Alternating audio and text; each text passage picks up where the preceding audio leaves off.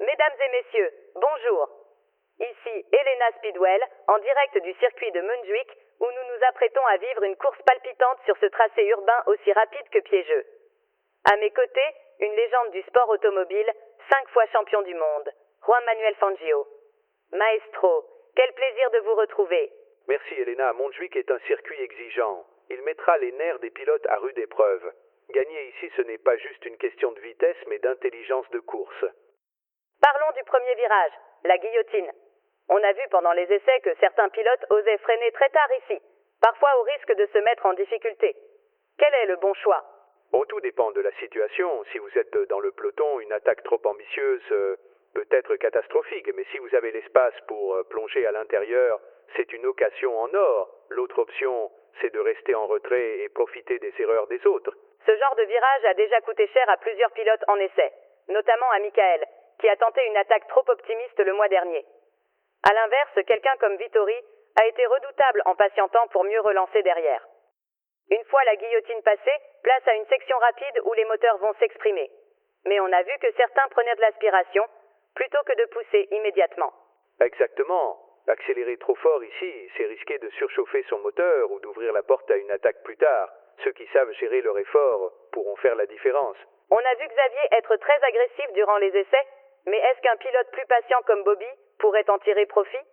Bien sûr, si un pilote garde une bonne position, il pourrait dépasser au bon moment en profitant de l'aspiration ou de l'erreur d'un concurrent. Cette partie est l'une des plus délicates du circuit. Certains pilotes ont du mal à y trouver leur rythme, alors que d'autres semblent la maîtriser naturellement.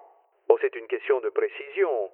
Un excès d'enthousiasme ici, c'est une erreur assurée. Mais si un pilote met la pression sur un adversaire au bon moment, il peut provoquer une faute. On l'a vu en essai. Ceux qui attaquent trop fort dans plusieurs virages successifs finissent par se faire piéger. C'est arrivé à plusieurs reprises à Lio ou Francesco, alors que Léo ou Raoul semblent particulièrement à l'aise dans cet enchaînement. Passons aux chicanes, où l'on a vu des choix très variés pendant les essais. Certains jouent la sécurité, d'autres tentent de grappiller du temps. C'est un endroit où on peut gagner gros ces cas, mais aussi tout perdre. Prendre trop de risques, c'est risquer la pénalité ou l'accrochage. Mais si vous attendez trop, vous perdez votre chance.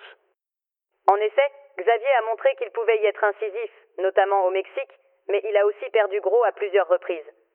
Est-ce que c'est une stratégie viable sur toute une course? Il faudra voir s'il peut tenir ce rythme sous pression. Enfin, la ligne droite d'arrivée. On pourrait croire que tout se joue sur la puissance ici, mais on a vu que la sortie de la dernière chicane était au moins aussi importante. Tout dépend de la vitesse de sortie. Un pilote bien placé peut dépasser, mais s'il s'est mal positionné avant, il n'aura aucune chance, même avec un moteur puissant. On a vu Léo et Francesco exceller quand il s'agit de mettre toute la puissance dans les lignes droites. Mais s'ils ne sont pas bien placés à la sortie, un pilote plus calculateur comme Raoul ou Vittori pourrait les surprendre. Alors Fangio, quel type de pilote a le plus de chance aujourd'hui?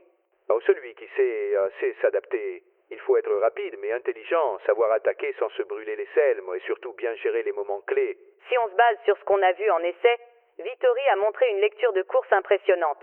Mais Léo a été redoutable sur les secteurs rapides et Michael ou Xavier sont toujours capables d'un coup d'éclat imprévisible. Raoul sera toujours à l'affût d'une opportunité d'aspiration pour bondir au dernier moment. La stratégie fera toute la différence. Oui, Elena, et ce sera passionnant à suivre. Merci Juan Manuel pour cette analyse. Plus qu'une question. Qui sera dompté Montjuïc?